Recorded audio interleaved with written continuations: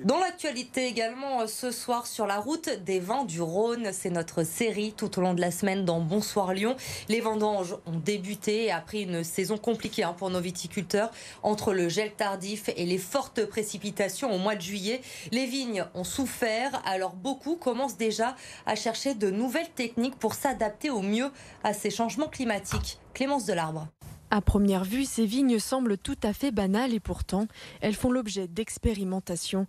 Ici, plusieurs variétés de cépages sont étudiées ainsi que différentes techniques de culture. Tout ça dans un seul but, trouver ce qui résistera le mieux au changement climatique. Cette parcelle de vigne, on teste les filets de protection contre la grêle.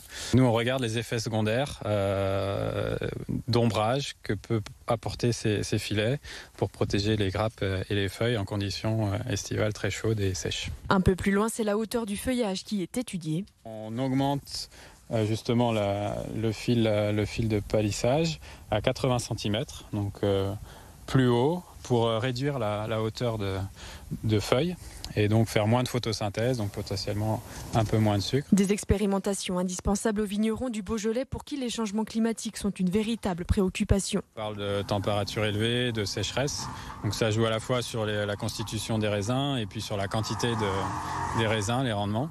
Donc il faut trouver des moyens de compenser ces aléas climatiques. Plusieurs fois dans l'année, cette parcelle est ouverte aux vignerons curieux d'en savoir plus sur les nouvelles techniques, comme Sylvain Patureau, viticulteur sur Fleury. Ça permet de voir vraiment sur nos sols, sur nos types de terroirs, quelles sont les variétés qui aujourd'hui, voir ce qu'elles donnent en termes de mode de conduite, en termes de qualité des raisins, de vins qui en sont issus, voir quels en sont les intérêts. En 50 ans, la température dans le Beaujolais a augmenté d'1 degré, une tendance qui va s'accélérer. D'ici 2023, il devrait faire 1,6 degré de plus dans ces vignobles.